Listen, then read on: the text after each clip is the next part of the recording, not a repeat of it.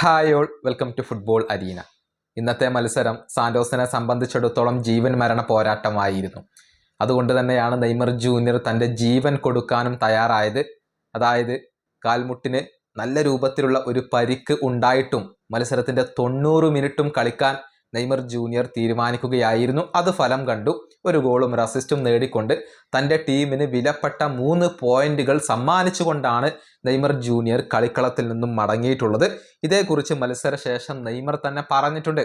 ശരിയാണ്, ഈ പരിക്ക് വേദനാജനകമാണ്, അസ്വസ്ഥപ്പെടുത്തുന്നുണ്ട്. പക്ഷേ ഈ പരിക്കിന് തന്നെ തടയാനാവില്ല എന്നാണ് നെയ്മർ ജൂനിയർ പറഞ്ഞിട്ടുള്ളത്. അടുത്ത യുവൻ്റെക്കെതിരെയുള്ള മത്സരത്തിലും താൻ കളിക്കളത്തിൽ ഉണ്ടാകുമെന്ന് നെയ്മർ ജൂനിയർ പറഞ്ഞിട്ടുണ്ട്. അദ്ദേഹത്തിന്റെ വാക്കുകൾ ഇങ്ങനെയാണ്: ശാരീരികമായി ഞാനിപ്പോൾ ഓക്കെയാണ്. ഓരോ ദിവസം കൂടുന്തോറും ഞാൻ ബെറ്ററായി വരികയാണ്.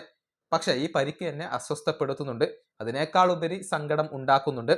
പക്ഷെ ഞാൻ ചെയ്യുന്ന കാര്യങ്ങളിൽ നിന്നും എന്നെ തടയാൻ ഈ പരിക്കിന് സാധിക്കില്ല. അടുത്ത യുവൻ്റെക്കെതിരെയുള്ള മത്സരത്തിൽ ഞാൻ കളിക്കുക തന്നെ ചെയ്യും. ഇതാണ് മത്സരശേഷം നെയ്മർ പറഞ്ഞിട്ടുള്ളത്. പരിക്കുണ്ടെങ്കിലും അടുത്ത മത്സരവും കളിക്കാൻ തന്നെയാണ് തൻ്റെ തീരുമാനം എന്നാണ് നെയ്മർ ജൂനിയർ പറഞ്ഞിട്ടുള്ളത്. ഡിസംബർ 4-ാം തീയതി അഥവാ വ്യാഴാഴ്ച പുലർച്ചെ ഇന്ത്യൻ സമയം 4 മണിക്കാണ് സാന്റോസും യുവൻ്റെയും തമ്മിലുള്ള മത്സരം നടക്കുക. ആ മത്സരത്തിലും നെയ്മർ ജൂനിയർ ഉണ്ടാകും എന്നാണ് അദ്ദേഹം പറഞ്ഞിട്ടുള്ളത്. ഇന്നത്തെ മത്സരത്തിൽ വിജയിച്ചതോടുകൂടി റെലഗേഷൻ സോണിൽ നിന്നും സാന്റോസ് രക്ഷപ്പെട്ടിട്ടുണ്ട്. 36 മത്സരങ്ങളിൽ നിന്ന് 41 പോയിന്റുള്ള സാന്റോസ് 15-ാം സ്ഥാനത്താണ്.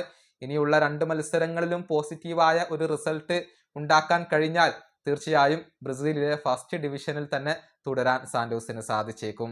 ഈ വീഡിയോ അവസാനിപ്പിക്കുന്നു. അടുത്തൊരു വീണ്ടും കാണാം.